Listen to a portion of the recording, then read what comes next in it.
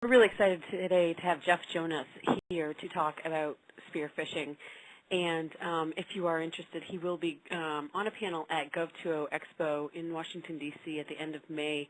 The panel is called No Degree of Separation, Security Clearance in a Socially Networked World. So this is a really important topic. In last week's webcast with Jeff Carr, we only touched upon spear phishing. But today, Jeff Jonas will go into quite a greater depth. Jeff is the chief scientist at IBM Entity Analytics Group, and he's also the IBM Distinguished Engineer. You can kind of tell a lot by a person by the organizations they're members of, and Jeff is a member of the Markle Foundation Task Force on National Security in the Information Age, a board member of the U.S. Geospatial Intelligence Foundation.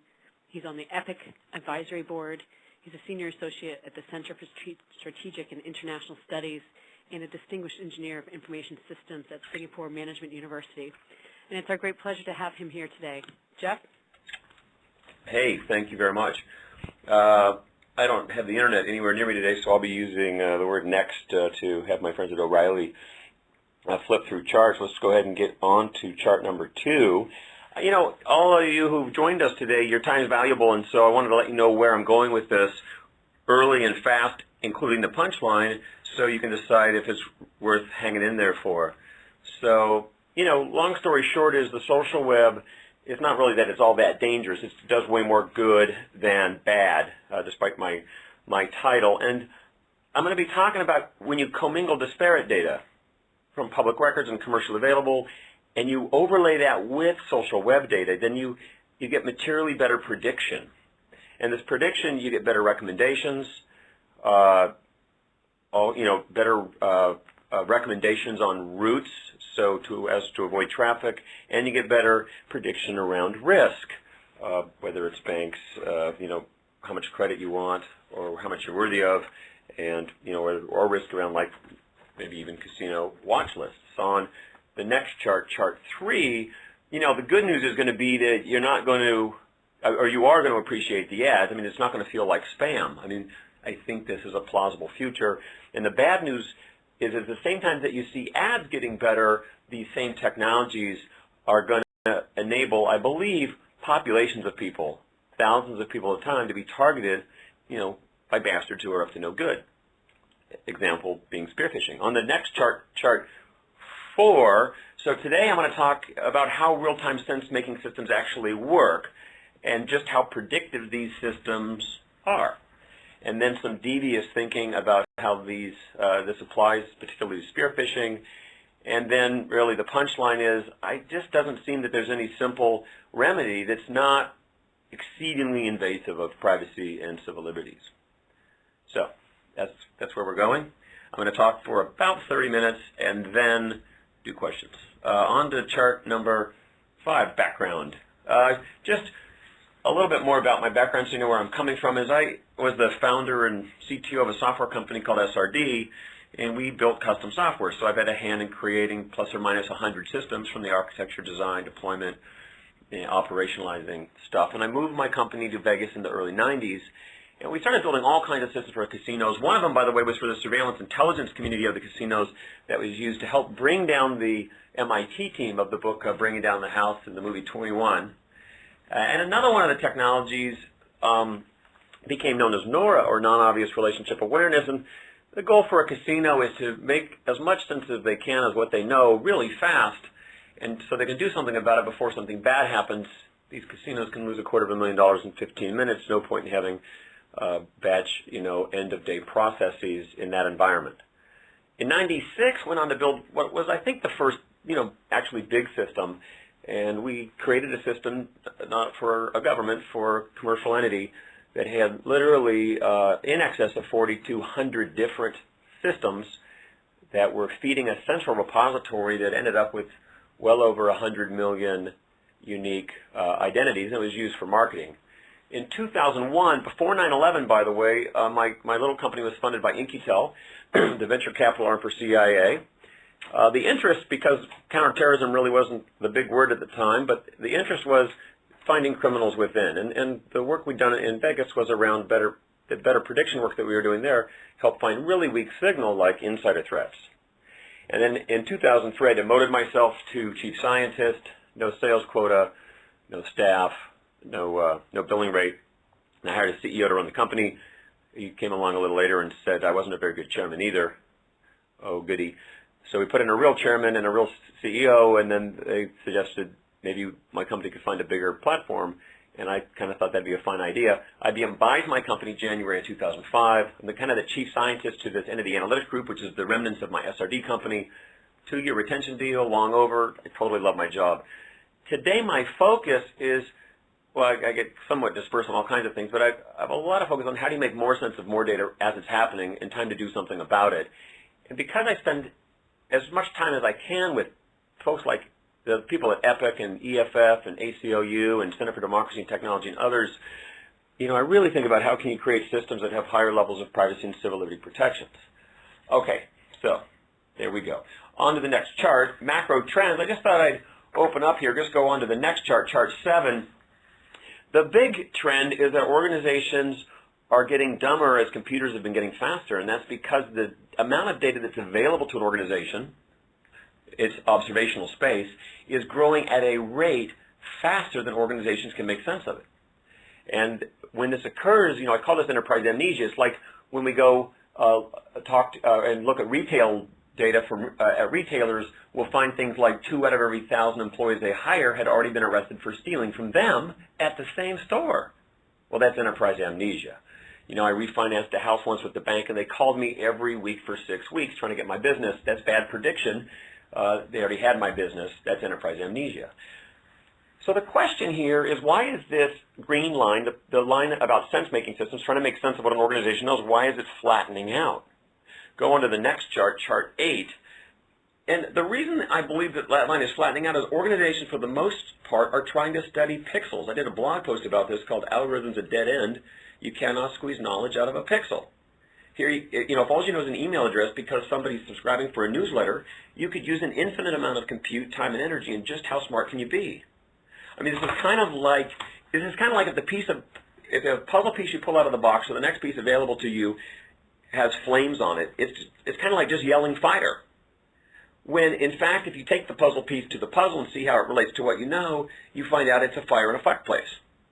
Or it's a fire in a forest and it's surrounded by fire engines and it's contained versus a real fire to be worried about. So go on to the next chart. The information without context is hardly actionable. And on to the next chart, the notion of accumulating context, and this is absolutely essential to improve prediction, is before you decide whether a piece of data is good or bad or whether you should sell it something or how you're going to spearfish it, you would first say, how does the pieces of data that we have on hand and the data that's available to us right now as it's changing, how does it relate to what we know? Just like a new puzzle piece snapping into a puzzle. In this little picture here, you could use an insignificant amount of compute to make much better sense of this than infinite compute staring at an individual puzzle piece. So on to the next chart, 11. So when I say context, just to be clear, I mean better understanding something by taking into account the things around it. When you see the word bat, you look at the words around it to see what kind of bat it is. If there's a pair of kids' shoes laying on the grass in front of the house, that's one context. And if there's a pair of kids' shoes attached to a kid laying in the street under a car, that's a different context. On chart 12, context accumulation, how does data really come together so that you have these improved predictions? Turns out to be so similar to the way you put a puzzle together at home, it's worth talking about the similarities, because this is the way this kind of technology works. You get the next piece out of the box and you make an assertion. You only make one of 3 assertions, in fact. You look at the table and have no idea where it goes, so you put the puzzle piece anywhere. Or you figure out where the puzzle piece connects and you actually attach it. Or it's kind of like the red and white pieces, so you put it near the red and white pieces.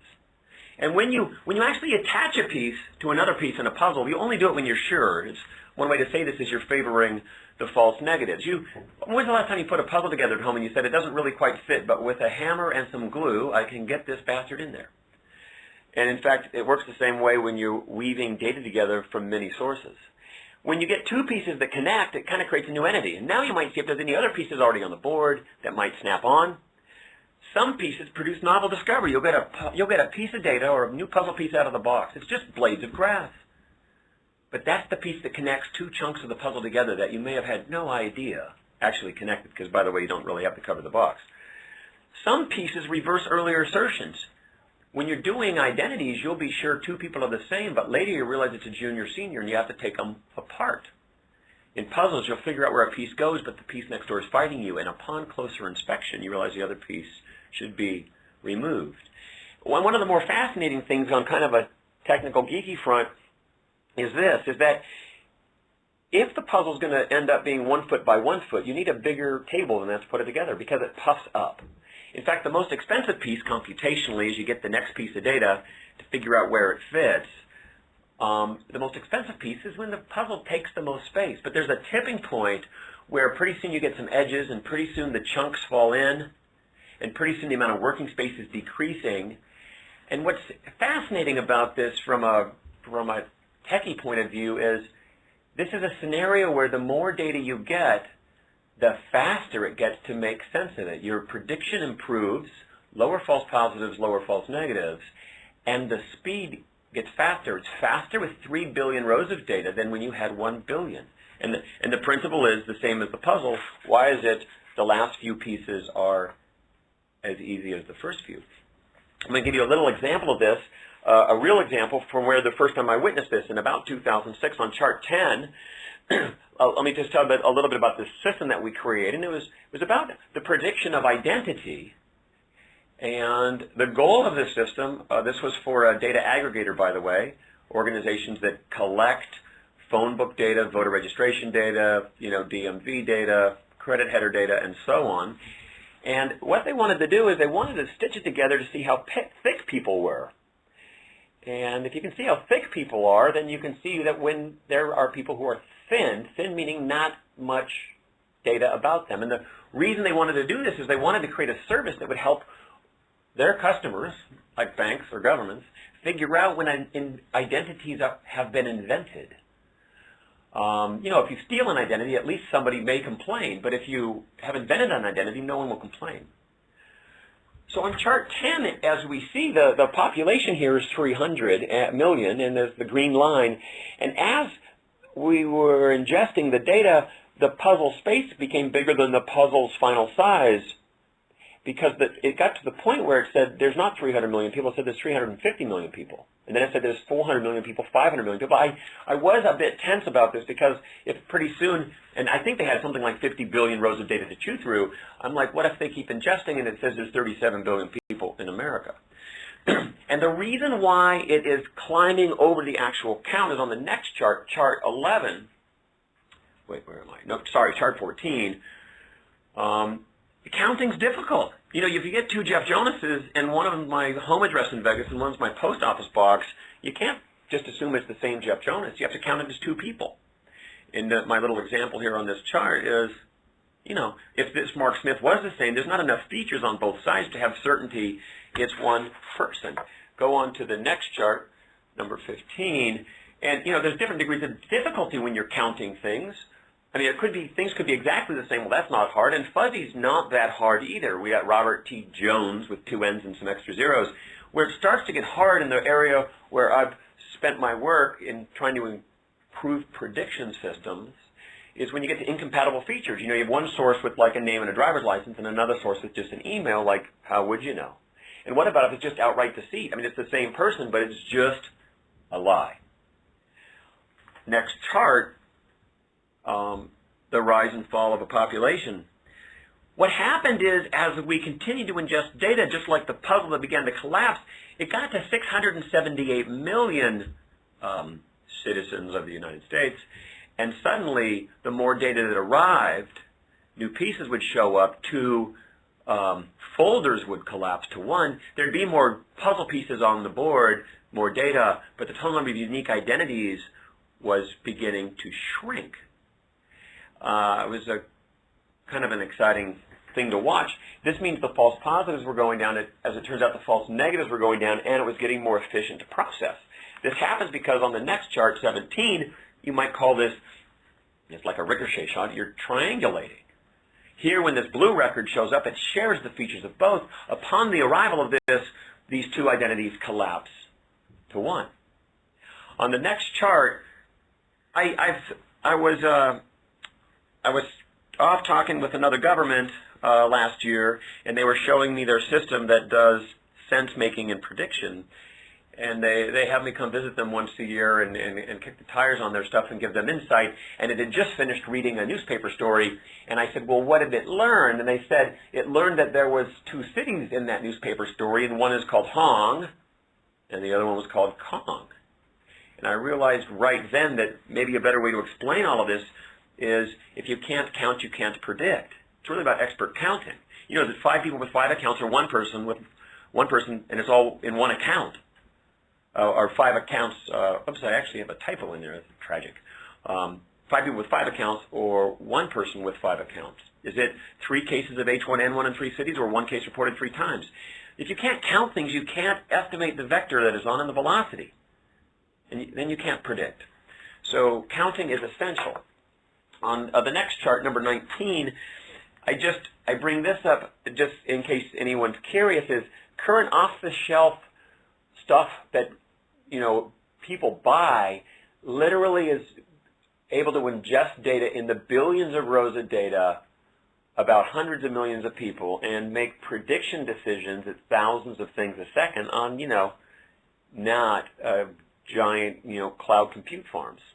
And by the way, on chart 20, an interesting thing that happened on this journey is we started catching liars. There was somebody that had created 6 identities, and there was no human and no compute that could have observed that these 6 identities were in fact all the same person. But what occurred is another piece of data arrived, and let's say it was related to one of the 6 identities, and it learned, say, a post office box, that 6th identity it never had before. And the moment that puzzle piece snapped to that, and you learned that identity, you've accumulated context, you've learned the new post office box, as soon as you have that, you say, my gosh, now that I know that, I'm really quite sure that the second entity is the same person. And long story short is 2 new puzzle pieces arrived, and it allowed a system to recognize that all 6 of these people were really one person. Chart 21, this is really the story that observations add up. You let new observations reverse earlier assertions. You didn't think they're the same people, but you learned a new piece of data. You learn the new piece of data, you say, now that I know this, how does it change? Does it change any earlier decisions? I mean, people do this all the time, by the way. It's very natural. You hear something, you're quite sure what somebody is saying, and then a few minutes later, they keep talking, and now you realize what they meant. You're letting observations add up. On chart number 22, a little side note, to catch the real clever bad guys, it turns out that it involves collecting observations they don't even know you have. Because if they can predict every observation available to you, then they can actually prevent you from being able to have detection. On to the next chart. So about, future ads, it's about improving the ability to tell you things that are irresistible to you. And I will start by just saying there is this unfortunate thing about our future that involves surveillance societies. And on chart 24, put a lot of thought into this world that we're in, and it's concluded that surveillance societies are not only inevitable and irreversible, but the craziest thing of all is they're irresistible, and we're doing it. I mean, it's not governments doing it to us. I mean, we want GPS on our phone, and we want to know where Starbucks is, and we want to know where our kids are. So, and if we think there's a lot of sensors today, oh boy, we've seen nothing yet.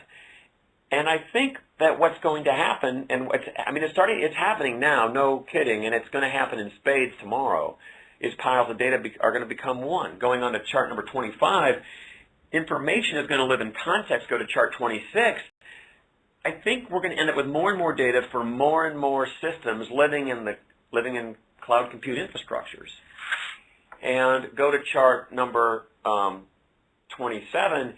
And, it's not, the future about better prediction is not really going to be like Tom Cruise in Minority Report, where you're going to have gloves and you're going to be digging around looking for stuff. That's going to be like old school. Collective intelligence is going to locate what you need to know and tell you. And I have a little animation just to bring this to light. This would be an example of an ad that you would love. Going to chart number 28. Let's say up in the cloud there's 2 completely unrelated data sets. One is, data where you are right now. It's your geolocational data, down to, under a meter. And then there's some other data that's, some Australians are studying migratory birds around the world, and these are just two unrelated piles of data.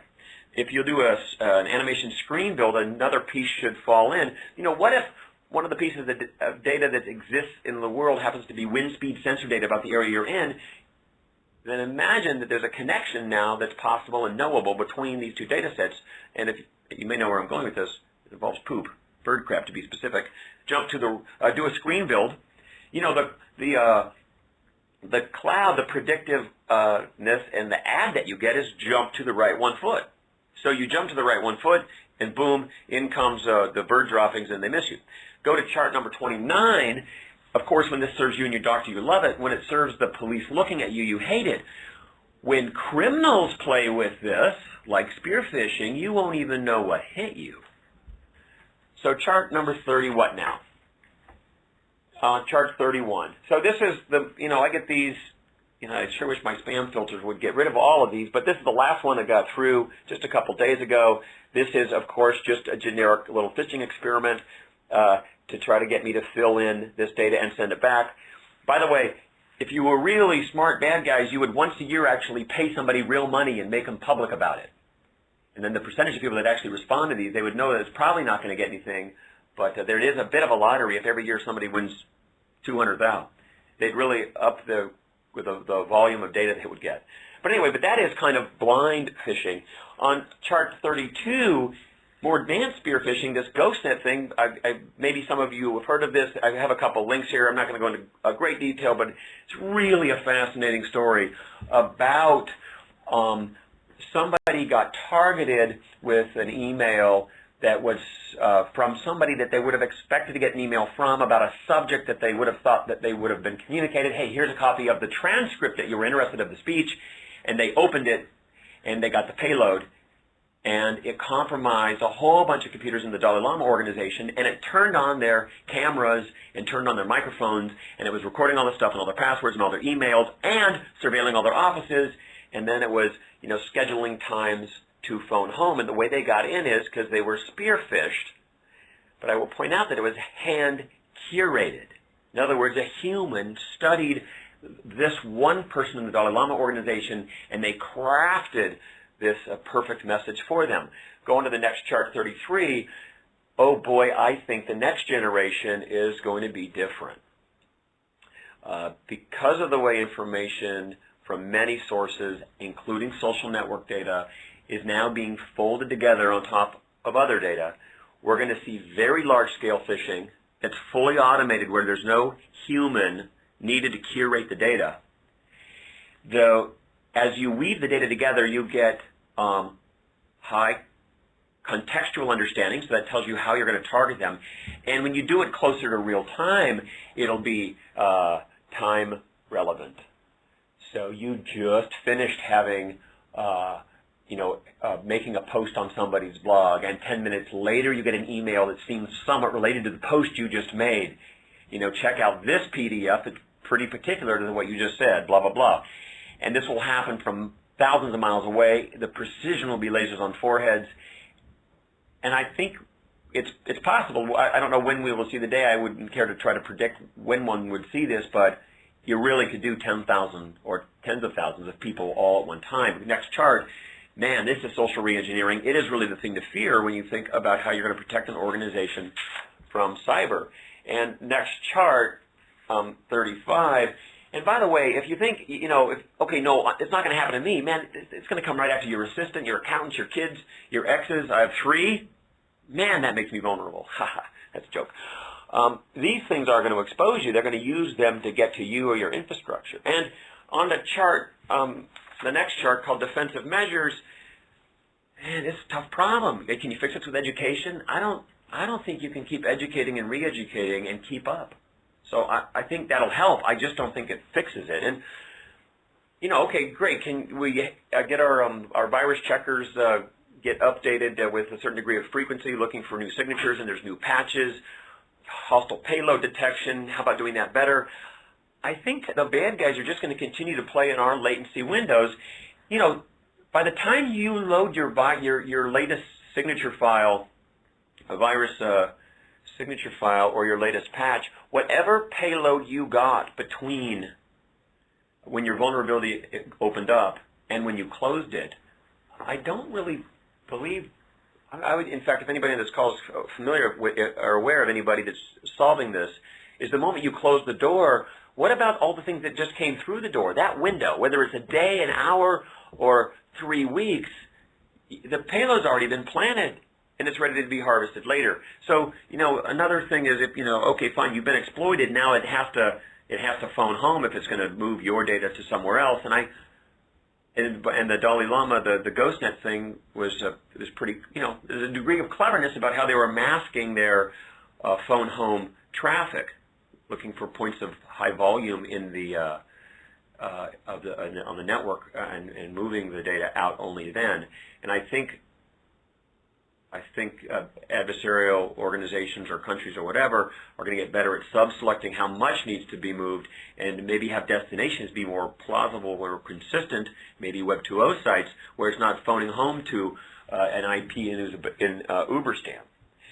And, that's even if you're the malware you've now inherited through the spear phishing attack, if even that's the purpose, what if the purpose is, to destroy something, destroy data, disrupt you, or just lights out on your operation? Well, what about that? Like you don't know it till you're hit. And, on that I'm thinking, what about, how's the resilience going to work on that? Are we going to will organizations really invest in the resilience when it's really a rare event? It's a black swan. So, and I would love to hear any ideas from any of the listeners, whether it's today on the call or shoot me an email. I would love to hear what your thoughts are on that. On to chart 37, just a few closing thoughts.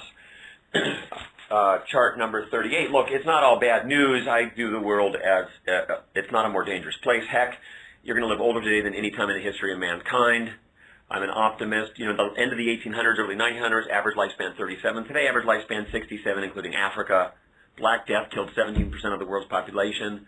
If America sunk in the ocean today and we all died, that's only 4.5% of the world's population. So that's all good news. The bad news, on the other side of that coin is chart number 39. Now is what I call my more death, cheaper, and future graph.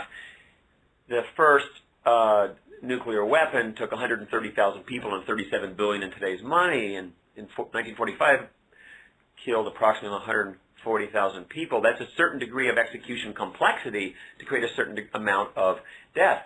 The 1918 Spanish influenza, that bug, was reconstructed out of an Eskimo dug up out of the permafrost, combined with some DNA from a military hospital from a fallen soldier with the Spanish influenza. They were recombined, and it was they decoded the genome and published it. Go on to chart number 40. You'll be happy to know I have a copy of the genome on my laptop. And on chart 41, the spooky thing about this, now that it's public, is a group of people less than 50, less than $100,000, has reanimated. They've really put it back together and brought it back to life and put it in mice with the human immune system. Creates more death than any virus ever seen. And one estimate, if it gets out, would be 160 million dead. This is all, of course, bad news. And there's more death, cheaper, and future. It's not really just death. It's just more destruction, cheaper. In chart number 40, this guy, Jerome Creval, this is Societe Generale Bank. This one guy creates $7.8 billion of economic damage. Go on to the next chart, 43. This guy knew when the checkpoints were. He used to be in the audit department. Every day before he left, he would back out his transactions and then the next morning back it in. So there were these windows of time all day when the system could have detected it, but they reversed it and couldn't see it during the checkpoints. Chart number 44, the big picture is really just a big competition. Organizations are competing with organizations, countries against countries. Everyone's kind of competing with organized crime and to include the spear phishing. And to beat the competition, chart number 40, where am I at, 45, you not only need this, you want to have the smartest people on your team, you need tools. One of the kinds of tools is sense-making tools. But not just tools. It turns out not only you want the data, you have to have data, observations, but you want it first. I've been told that some of the most expensive real estate in New York is the real estate closest to the stock exchanges, so that you can see the trade first. I heard about that. I was fascinated that 18 months later, I went back to the guy that said it and said, do you have any evidence of that? And going to chart number 46, I was sent this evidence that Goldman Sachs says that every millisecond gained in our trading programs is worth $100 million a year. This is I saw this in Vegas too, by the way, is as soon as you have a window of a day, people just screw with you in your one-day window. So then you get it down to an hour and they just mess with you in your 1 hour window. This recent no-fly thing where we put in name on the no-fly and the guy still gets on the plane, and now they go, well, let's collapse it to a 2 hour window. Well, trust me, someday we will find out that 2 hours is too long. And I think this notion of collapsing windows down to as close to zero as possible is the way to be most competitive, and this is going to hold true in a whole bunch of dimensions of cyber. So with all that said, when you think about how much data there is, how much prediction you're trying to do, and you're trying to make decisions at these speeds, there's just not enough humans to put humans in the loop. And I'll tell you, it hit me like a ton of bricks. And I think it was 2003. I was out in Washington. I was in one of these secret government organizations, and I was chit-chatting with somebody, and I said, I said, what do you wish you could have what do you wish you could have if you could have anything? And they said, I wish I could get answers to my questions faster. And then I thought that to be odd. I said, but what if it's not a smart question day, it's a smart question Thursday? And they said, that's possible. And I said, can you ask every smart question every day? And they said, no. And it struck me that much of the work that I've been working on, onto the next chart, is you really need systems where the data finds the data and the relevance finds you. And good guys are going to use this to target you with the ad, and then bad guys will use a principle like this, and the relevance to you is going to be the spear phishing thing that's 3 minutes after your blog post or your comment or after you've chatted in a chat room.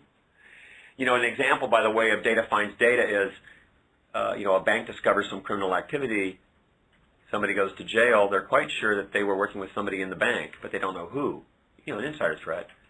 6 months later, one of the employees changes their address in the payroll system, and it's the same address that's in the investigation.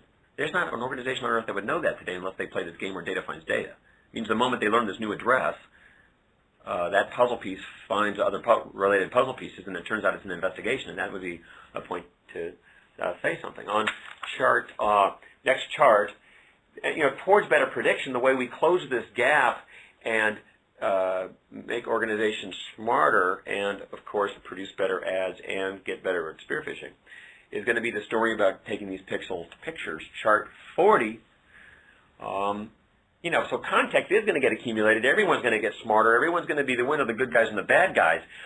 On the subject of spear phishing and how to protect ourselves, I ponder this. Do we think society ends up mandating authentication so you can't be anonymous on the Internet? And then if we do that, how do we square that with our right to speak anonymously? How do you do that?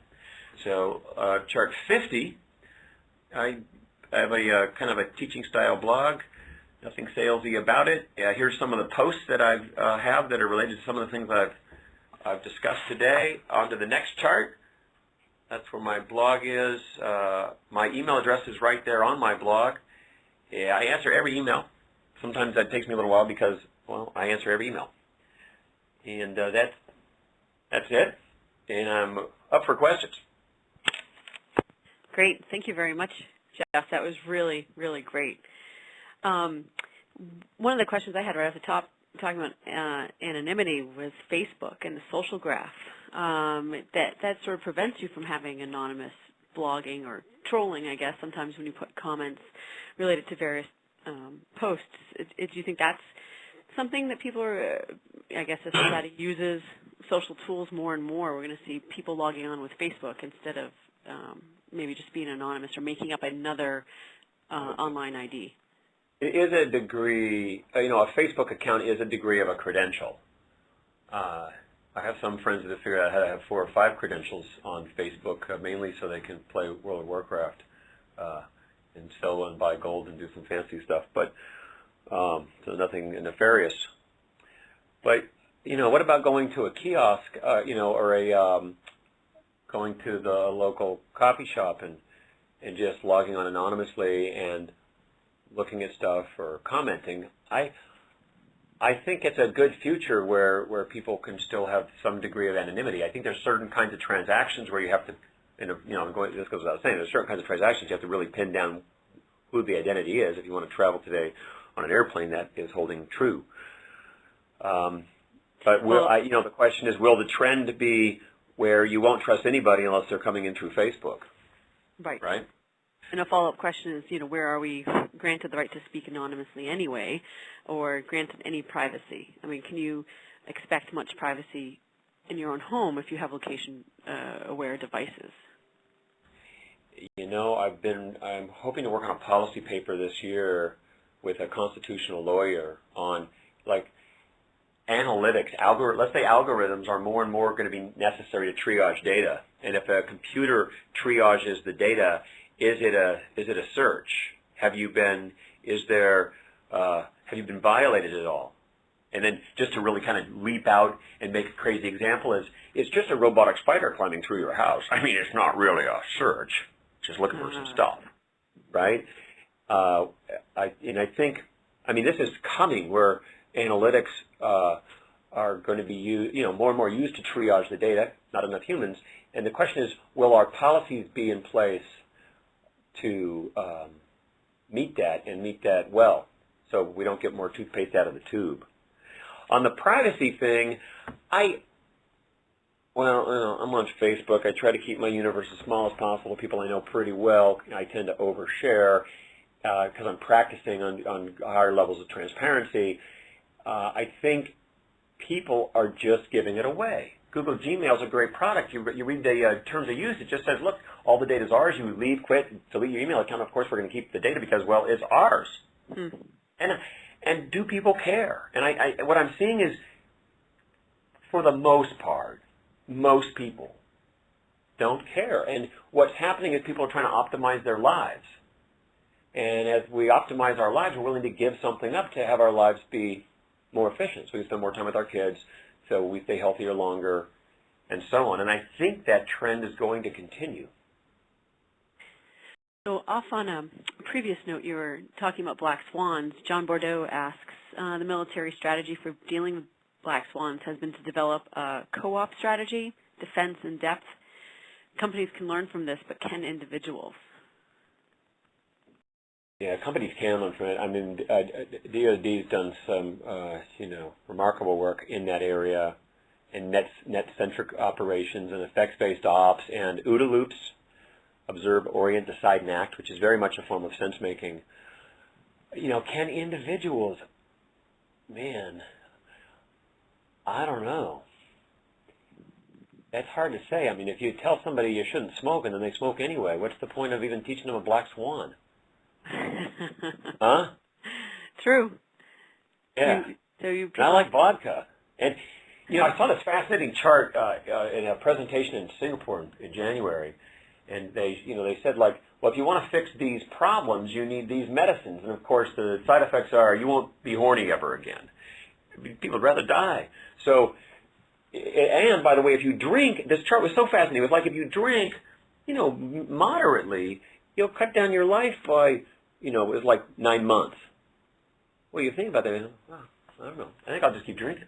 Right.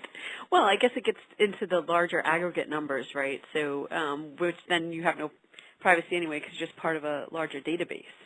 So do evildoers or spearfishers need large amounts of data, or can they get what they're looking for by just spearfishing one or two people? Well, currently today, you can spearfish almost anybody you want by hand curating data and just looking for one person. And that's current practice. For corporate espionage, if somebody really wants to come after you, and whether it's it's an international corporate espionage or U.S.-centric corporate espionage, it doesn't matter. If somebody wants you, they're going to study you, and they'll probably figure out how to send you something, laser on the forehead. But my notion is there's so much data out there, and the methods of commingling data from many sources are, my own work and many others' work is coming so fast. And by the way, the other thing, and I didn't really feel I had time in our 1 hour total time today, is I did a blog post called Space-Time Travel, Your Movements Define You, Analytic Superfood, and it's really a story about location-based awareness, about where people are when and how people move. It adds so much prediction and improves the ability, it can be used to improve the ability to accurately weave data together. It's going to do remarkable things in giving you, where, ads won't feel like ads. Whatever in your phone is sending you those messages is your best friend. And that geolocational data is starting to get out and about, whether you sign up for it or not. Well, as a follow-up question, Daniel asks, how long before people just go off the grid and just close down completely? Are you finding people within your network? Daniel should track me down at Burning Man because it's a great place to get completely off the grid. True. And wear a kilt, or less. Well, it's going to get tougher and tougher. I envision this. Bank says, if you want our free identity theft protection, because right now, if somebody steals your credit card, they have to cover it. You don't. But imagine the bank says, we really need you, now that cell phones are down to $20, we need to be able to subscribe to where you're at with your phone. It's free, of course, but when you're transacting with your credit card, we'll make sure you're near where you're transacting, just so we can be sure. And if you don't want our free service to this free identity theft service, it's $275 a year for identity theft protection. I mean, suddenly tons of people are really going to be compelled to do that. It's going to get harder and harder. Your insurance company is going to give you the preferred rate because your allergies, blood type, and prescriptions that you're getting are on your device, local to you. And I think we're going to find, the blog post I did, by the way, on the one chart back, it was called 6 Ticks to Midnight, One Plausible Journey from Here to a Total Surveillance Society. I don't know, I think it's still pretty close, one way it could go, but, cell phones are going to get more and more bound to the body. Bound, and I don't mean like implanted under your skin anytime this week or next, but I mean the reason to have one with you at all times is just going to increase, and you're going to want to do it. So anyway, it's going to get harder and harder to go off the grid. Really, because market forces, because you're going to want those services, you're going to want the that's right. discounts. That's a fascinating angle, and you're going to want to be able to interact with your government too, I suppose. Voting. Absolutely, it's going to be irresistible. And I did to pitch one of your books, the recent book, the Government 2.0 book. Jim Harper and I wrote a chapter in there about how citizens can engage with the government in ways where the government then is. You want to be able to let people that don't like the government engage with the government in a way where they don't feel like they're being singled out and tracked. And so we described maybe policies about how the government could create an open communication channel to receive scathing input and not then be kind of collecting on those people as well, giving them a chance to be heard. Yeah, right, because you're going to need some kind of channel to communicate with people anyway. I know people who live in rural areas have to conduct business on the internet because businesses don't send out catalogs anymore. It's not cost efficient. Yeah. So I'm just as a future forward-looking thing, maybe next year, if you should think of having me again, I would love to do a session just on privacy and civil liberties in analytics and technology. It's a broader topic. Today I was trying to focus in on what is coming and what's going to be possible in spear phishing, and how that's going to change spear phishing, and just to be thinking about it early. But obviously the whole privacy front is of huge interest to a lot of people. Well, onto this question from Daniel again. If competition is between organizations and governments, do individuals merely become collateral damage? Do we even stand a chance? Not to be too up. I've got this crazy idea that I haven't told too many people. So just amongst us, well, and how many are listening, I think a possible future is these multinational corporations get more powerful as they continue to amass power and employ and move economies. I think there's a future in, I don't know if it's 20 years or 80 years from now, But there's a future where governments are really the two-bit enterprises that just keep the sewers working and protect the borders and implement healthcare and run the jails, and companies run planet Earth. And if that story ever unfolds that way, I think when Google stood up to China, I think that would be seen as King Pawn to King Pawn 4. That's basically a first move of a chess game. But I think that's a possible scenario. I came upon that thought while I was in Singapore in a think tank. That's pretty frightening, I think, to most of us, but probably not too far from the truth. Although I've heard friends in Europe say that Europeans trust governments but not companies, but in America, Americans trust companies but not the government. So maybe it depends on what your geographic location is too, if you see this approaching quicker, or does it matter because they're all multinational companies? Well, first of all, you're right that the U.S. perspective is the government scary, spooky. What are they up to? And we're like, in love with our companies. And then in Europe, they're afraid of the companies, and the government is like, hey, help us, serve us, and take our data. Yeah. Well. But anyway, yeah. So to your other point is that there will be different cultures, and I think it'll unfold differently in different regions of the world. But even Russia, China, Middle East, really these big enterprises, I think, are going to get more and more dominant. They're just going to go to the elected officials that they've used their systems, and they've used their spear phishing not to set payloads, but they're used spear phishing. A corporate entity could use its analytic resources to so promote a candidate that it helps put a candidate in place. And then the company doesn't really, not many companies benefit from, catastrophic breakdown and war, big wars. So these companies go, hey, we don't think you're going to be waging this fight today because it's not good for us and our employees and the citizens of our countries. Maybe, I don't know. I'm just, we're kind of off the spearfishing thing, but.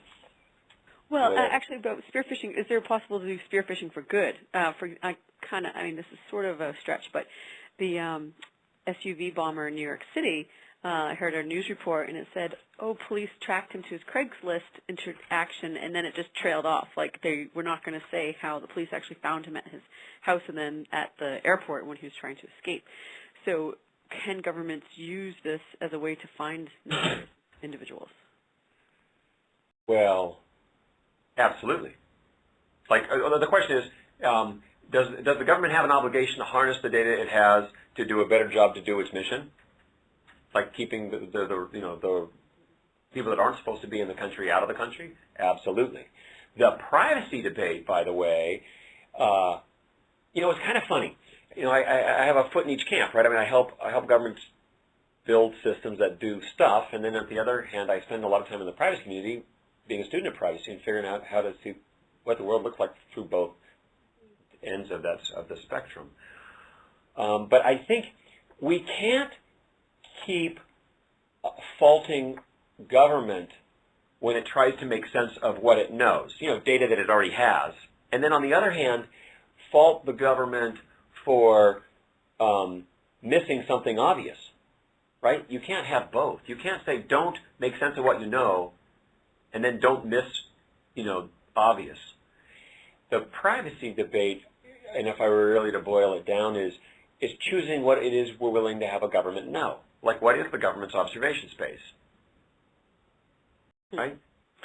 So when you have, a probable cause, we have a legal mechanism to more invasively observe and collect on the individual. And, so that's really the tension point, though, isn't it? Is we want to know to agree what a government can know, what its observational space. At the same time, to catch bad guys with data, you have to have observations the adversary doesn't know you have. Square that.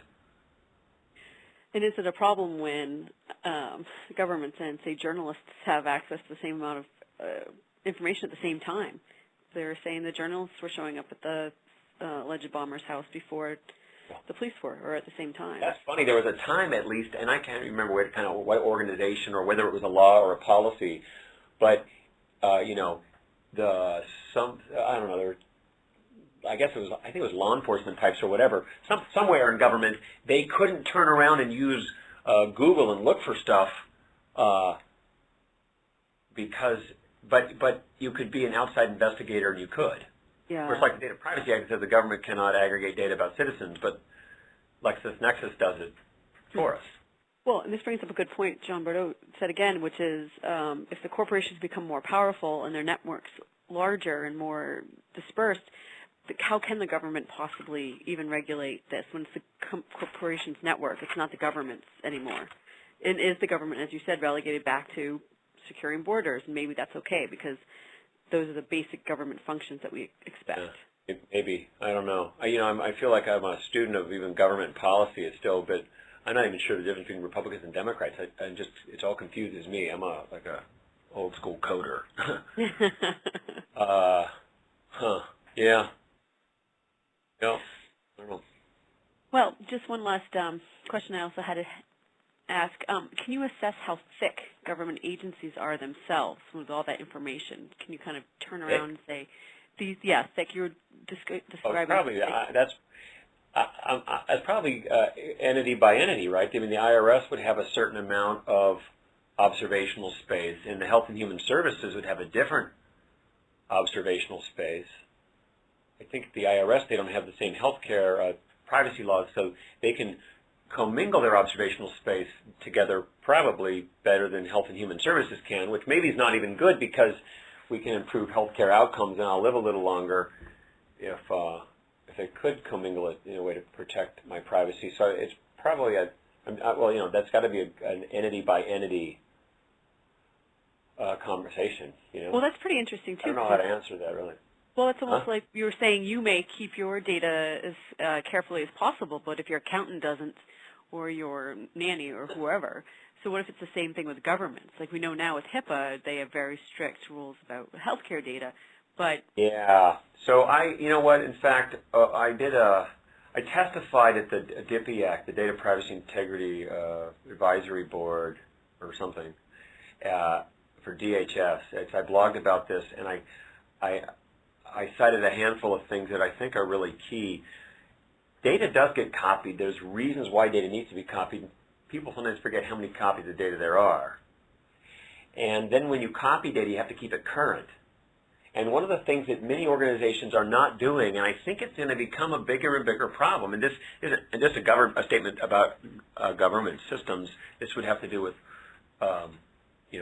systems running in counties, and this would have to do with banks and healthcare and everything else, is often when an organization ships their data from point A to point B, the recipient might know where every record came from, or they should. You could call this full attribution or full pedigree. But often the exact records that one system has sent to another are forgotten by the source system. It doesn't know exactly what records it sent to who. What you really want, and I call this outbound record accountability, you should be able to say, hey, this piece of data has just changed. Then you should be able to say, where have I shared that piece of data, so you can go and correct it through the food chain. Mm-hmm. A form of data tethering where the owner of the data can have the responsibility of updating and publishing to places as previously sent it. There's a whole bunch of areas where I think that's really key, where I don't think it's being done. Well, it sounds like just a whole bunch of everything. We could continue talking about this topic for a long time, and I know I'm glad you are working on these really important issues and doing this kind of legwork and reporting back to everyone else. And I do think that's a great idea for your next webcast because the analytics of it all is really quite fascinating. I would just like to thank you, Jeff Jonas, for joining us today on our webcast, Spear Phishing, a smarter and more dangerous social web.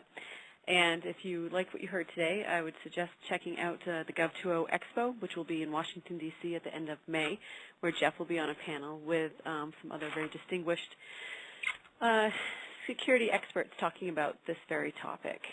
And if you would like, we would love to see you next week at our webcast, where we'll be featuring Lewis Shepard from Microsoft Research, and he'll be discussing how to basically get a job with this security, cybersecurity. So hiring the next generation of cybersecurity professionals in the government.